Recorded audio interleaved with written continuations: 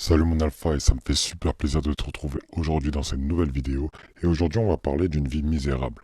On va parler un peu de la misère, mais devenir misérable, d'accord? Devenir vraiment une personne qui est totalement misérable, qui vit une vie misérable et qui n'est pas heureuse, d'accord? Alors pourquoi je veux faire cette vidéo? Pourquoi je vous parle de cette vidéo? Parce que c'est simple, c'est que si vous comprenez qu'est-ce que c'est qu'une vie misérable, qu'est-ce que c'est qu'une personne qui vit une vie misérable, il vous suffit de faire l'inverse. Il vous suffit de faire l'inverse pour être beaucoup plus, être une personne beaucoup plus heureuse et également devenir meilleur, d'accord? Donc, si tu fais une de ces choses-là que je vais citer dans la vidéo, je te conseille vivement de corriger ça parce que ça va grandement impacter ta vie de manière négative, d'accord? Donc sur ce, on démarre direct. Première chose que font les personnes misérables, c'est qu'ils n'ont pas d'objectif. C'est-à-dire que dans leur vie, c'est métro, boulot, dodo, et je rentre chez moi, j'attends que le temps passe. Pour eux, le temps ne veut rien dire. Pour eux, la vie, c'est juste un long fleuve, et ils se laissent porter. D'accord? Ils se laissent porter, et ils n'ont rien à faire, ils n'ont pas d'objectif, ils veulent rien réaliser, et tout ce qu'ils veulent faire, c'est survivre. Ça, déjà, ça va vous rendre misérable. Pourquoi? Parce qu'il y a des mecs comme moi, comme vous, qui grindent, qui travaillent dur tous les jours, et qui lorsqu'on aura un événement, par exemple un mariage, ou lorsqu'on sortira, le mec va se demander mais pourquoi moi je peux pas rouler en lambeau? Bah mon gars, t'as pas d'objectif, t'as rien fait. Pourquoi c'est normal, pourquoi tu mériterais une belle maison, pourquoi tu mériterais une belle voiture, pourquoi tu mériterais d'être même heureux? D'accord? Contrairement à nous, on va travailler dur, on va lancer des trucs, on va prendre des risques, etc. Et derrière, bah, ça va nous apporter des choses. Et ces choses-là vont nous permettre d'un côté, d'être beaucoup plus fiers de nous, de l'autre côté, d'accomplir des choses, et enfin, de gagner, que ce soit en notoriété, que ce soit en liberté financière, etc. Donc, avoir des objectifs, c'est super important. Et c'est pas que l'argent. Par exemple, si vous avez un objectif physique, d'accord, atteindre un certain physique. Si vous avez un objectif par exemple, si vous voulez apprendre à boxer et que au final vous voulez devenir un bon boxeur, si vous avez des objectifs, par exemple, d'intégrer une école, si vous avez un objectif de monter un business, etc. Toutes ces choses-là, ça vous permet de vous permettre d'avancer, ça vous permet de devenir meilleur. Mais si vous n'avez pas d'objectif, si vous n'avez rien dans la tête, si vous vous dites juste, voilà, bon, bah, je laisse le temps passer, je vois où ça me mène, etc., vous allez voir que sur 1 an, 2 ans, 3 ans, 4 ans, votre vie misérable va se sentir fortement quand vous allez voir des potes, des membres de ta famille, des potes, des proches, des gens, des connaissances qui vont s'améliorer, qui vont avoir une vie meilleure, et vous, vous êtes là, vous n'avez rien changé. D'accord? Donc pas d'objectif, c'est la première chose et c'est l'un des plus importants. Si vous n'avez pas d'objectif, croyez-moi, votre vie va être pathétique. Deuxièmement, une hygiène de vie exécrable. Ça, c'est très important aussi. Qu'est-ce que je veux dire par hygiène de vie? Je parle pas seulement de prendre soin de soi, de se coiffer, etc., de se brosser les dents, de prendre des douches, etc. Ça, on a compris. Mais au-delà de ça, c'est par exemple faire du sport. Votre santé, elle est importante, les gars. Rien que le fait de faire 30 minutes de sport, vous allez pouvoir gagner en espérance de vie et également rajeunir, entre guillemets, pour paraître beaucoup plus jeune. Vous allez avoir un corps beaucoup plus solide, vous allez avoir un système immunitaire beaucoup plus fort, etc. Donc rien que faire du sport, déjà, ce qui est gratuit, ça vous permet de gagner pratiquement en tout, dans tous les domaines, sans dépenser 1 euro. C'est juste un peu d'effort, d'accord? Le sport. Mais également l'alimentation. Croyez-moi, si vous mangez des McDo tous les jours, vous allez voir ce que ça fait. D'ailleurs, n'hésitez pas à taper j'ai mangé McDonald's pendant 14 jours, des trucs comme ça. Il y a des youtubeurs américains qui l'ont fait. Et croyez-moi, ils étaient vraiment pathétiques à la fin. Ils étaient fatigués, ils étaient tout le temps en digestion, ils étaient KO, ils n'arrivaient pas à être productifs, etc. Mangez sainement. Mangez des produits, mangez des aliments qui vous permettent d'avoir une meilleure santé.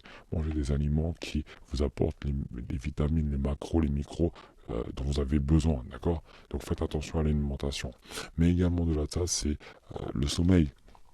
Les gars, le sommeil, il est super important. Je sais que là, certains d'entre vous ont un peu entre guillemets l'âge où tout le monde sort, tu vois tous tes potes sortir, faire la fête, etc. Ça veut pas dire que tu es obligé de faire la même chose. Ça veut pas dire que tu es obligé de faire la même chose, ça veut pas dire que tu es obligé de le suivre. Mais par contre, le sommeil est très important. Je sais que sortir c'est cool aussi. Parfois il faut décompresser, mais dormir c'est super important. Il suffit de manquer un peu de sommeil et ton système immunitaire il chute drastiquement. Il suffit que tu dormes un peu moins et hop, boum, ta journée, le lendemain, t'es complètement KO, t'as pas de force, t'as pas de jus, t'as rien, t'es pas productif, ta journée elle passe et au final t'as rien fait d'important, d'accord? Donc, hygiène de vie au top, au top, au top. Si t'as une hygiène de vie exécrable, bah, crois-moi, ça va te mener à une vie misérable. Ok, également ça joue également sur les émotions. Si tu dors peu, si tu manges mal, si tu fais pas de sport, etc., tu seras beaucoup moins heureux, tu seras beaucoup plus dépressif, beaucoup plus mal dans ta peau, etc. Ok. Troisièmement, tu es à la recherche constante de dopamine dans les choses faciles. Par exemple TikTok, par exemple réseaux sociaux, par exemple toutes ces conneries, par exemple jeux vidéo, par exemple le porno, etc., etc. Toutes ces choses-là libèrent des gros chocs de dopamine dans ton cerveau. Mais qu'est-ce qui se passe? C'est que ton cerveau, bah, il se dit après, bon bah, si je peux avoir la même chose, donc de la dopamine, au lieu d'aller à la salle et d'avoir de la dopamine ou des endorphines, de la dopamine, ou bien de lire un livre et d'avoir de la dopamine, ce qui est beaucoup plus long et chiant, je vais aller choisir la facilité. Bah oui, il est logique le cerveau, il va pas se casser la tête, il va prendre un shortcut. Donc il va aller chercher la facilité dans les réseaux sociaux, dans les trucs, etc. Et au final, tu vas rien créer de productif. Tout ce qui est beaucoup plus long, beaucoup plus chiant et qui valent la peine libère également de la dopamine, mais c'est sûr que le processus c'est pas la même chose. Moi, je veux que vous fassiez les choses difficiles, pas les choses faciles, parce que les choses faciles apportent une vie difficile, mais les choses difficiles apportent une vie facile. D'accord? On continue. Le prochain, c'est procrastiner, être fainéant. J'ai connu des personnes comme ça et franchement, il n'y a pas grand chose à faire. Ils sont fainéants, ils procrastinent et au final, jusqu'à aujourd'hui, alors ça fait plus de 8 ans que je les connaisse, ils n'ont rien changé. Leur vie est toujours aussi misérable. Parce qu'ils ont toujours gardé ce côté procrastinateur, ce côté fainéantisme. Et du coup, tout ce qu'ils ont fait, c'est se laisser emporter. Ils n'ont rien amélioré dans leur vie. D'accord? Croyez-moi, ça va grandement jouer dans votre estime de vous, votre confiance en vous, votre charisme, etc. Faites un effort. Quand il y a des choses à faire, vous le faites tout de suite. Quand il y a des trucs importants, il faut les réaliser. Ne procrastinez pas, ne soyez pas fainéant. D'accord? D'ailleurs, Discipline Alpha est disponible si jamais vous avez vraiment envie d'être productif, d'être efficace, d'accomplir parfois jusqu'à les tâches de deux trois personnes en une seule fois. Parfois, si vous avez envie d'accomplir le travail de 2 jours en un jour, c'est ce que moi j'ai appris avec du coup toutes les techniques que j'enseigne dans Discipline Alpha. Le prochain, c'est être le roi des excuses. Être le roi des excuses, c'est ce qui va vous tuer. C'est ce qui va vous tuer. Alors, je dis pas que vous allez mourir physiquement. Votre physique sera toujours là. Mais votre carrière, votre avenir, tout sera mort. Pourquoi? Parce que trouver des excuses, c'est dire adieu, c'est dire au revoir, c'est éliminer, c'est planter un sabre dans le dos dans votre potentiel, dans le potentiel dans votre avenir. C'est ça en fait, d'accord?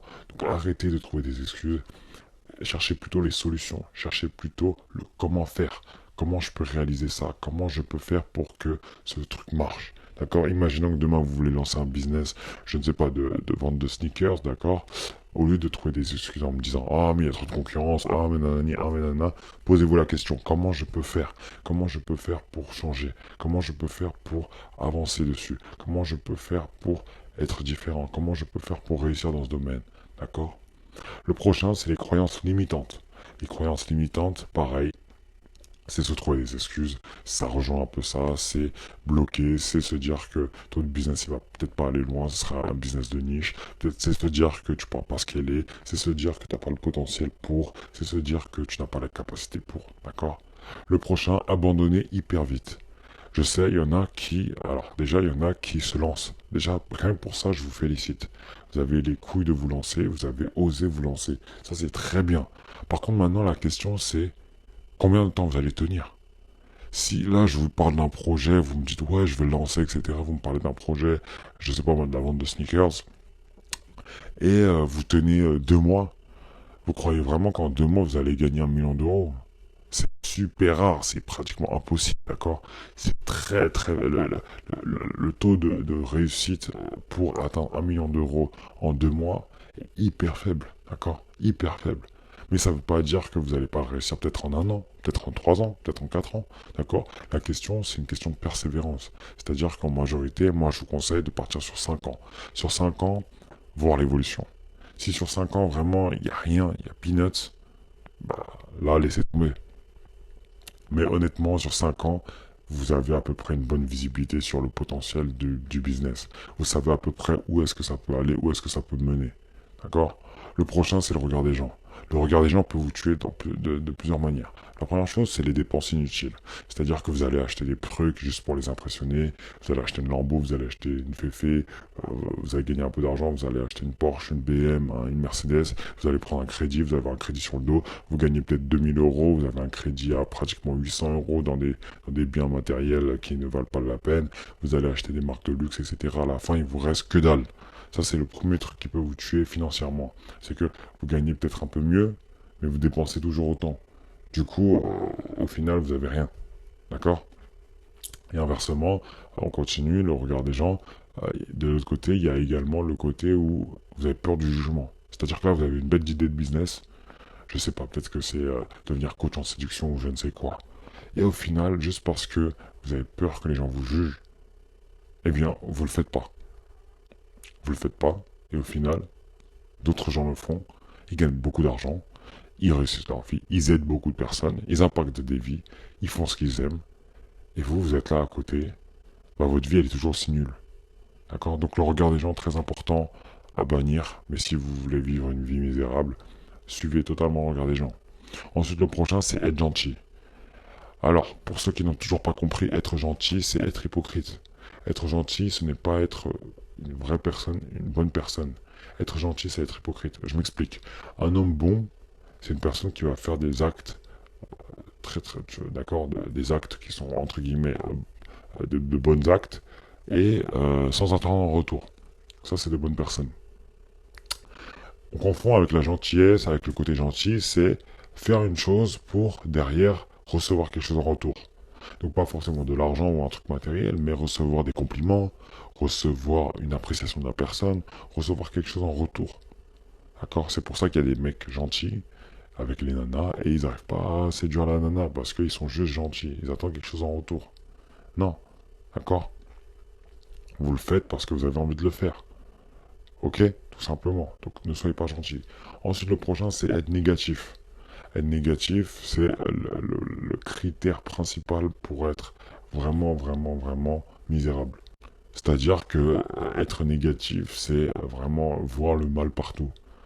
Ça rejoint aussi souvent les personnes qui ont des croyances limitantes, qui procrastinent, qui sont fainéants, qui abandonnent hyper vite, ils sont super négatifs.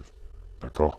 Ils sont pas assez positifs, ils ne voient pas la chance, ils ne voient pas l'opportunité derrière, ils ne voient pas forcément toutes les bonnes portes, mais ils regardent beaucoup plus les mauvaises portes. C'est comme les personnes qui, sur YouTube par exemple, vont avoir 300 j'aime et un j'aime pas, bah, ils vont se focaliser que sur le j'aime pas. D'accord? Le prochain, court terme vs long terme. Une personne misérable va se focaliser sur le court terme. Une personne du top 1% va se focaliser sur le long terme. Une personne misérable se focalise sur le court terme. Qu'est-ce que c'est que le court terme? C'est, aujourd'hui, je te dis, tu préfères gagner 1 000 euros aujourd'hui ou avoir 1 million d'euros à la fin de l'année. Bah, certains me diront 1 000 euros. Aujourd'hui, je te dis, tu préfères jouer au téléphone là tout de suite et tu kiffes ta journée, ou bien tu travailles aujourd'hui et plus tard tu kifferas tous les jours. Bah, les gens ils vont dire, ouais, bah, je préfère kiffer un jour aujourd'hui, au moins c'est aujourd'hui, plutôt que grind pendant je ne sais pas combien de temps et au final vivre tranquillement toute ma vie. C'est ça en fait le court terme versus le long terme. Et à 99%, je vous conseille le long terme. Sur tout, tout, tout, tout, tout. Il y aura parfois des choix très, très, très, des cas spécifiques, vraiment très spécifiques, exceptionnels, où on parlera de court terme, mais à 99,9% c'est du long terme. Ok? L'avant-dernier, c'est la zone de confort. La zone de confort, c'est la zone qui te tue. C'est la zone qui ne te permet pas d'avancer. C'est la zone qui ne te permet pas de progresser. D'accord? C'est par exemple quand tu es allongé sur ton canapé et tu veux pas sortir. C'est quand par exemple tu es allongé, tu regardes TikTok, bah tu veux pas avancer. C'est par exemple quand tu es devant Netflix avec ton paquet de chips et c'est ta zone de confort. D'accord? Par contre, ta zone d'inconfort, c'est par exemple taper un marathon d'accord? Aller à la salle et te surpasser, prendre des cours de boxe, etc., etc. C'est ce que tu ne fais pas habituellement. Et pourtant qui pourrait grandement t'aider à t'améliorer, d'accord? Et enfin, le dernier, c'est écouter des chansons tristes. Alors pourquoi? Parce que comme vous le savez les gars, les chansons, il y a des paroles, il y a une mélodie derrière et ça joue sur nos émotions mais également sur notre subconscient. Notre subconscient c'est la partie invisible. C'est-à-dire que c'est des choses que tu fais, quand tu fais du vélo, c'est un peu ton subconscient qui le prend, quand tu vas t'asseoir, quand tu vas t'habiller le matin, etc. C'est ton subconscient. Et tout ça, en fait, ça vient influencer ton subconscient. C'est-à-dire que tes émotions et ton subconscient est influencé. Donc si tu écoutes des chansons déprimantes, tristes, sur je ne sais pas qui t'a quitté ou quoi, à la fin, tu seras dans un état, je te dis pas, d'accord?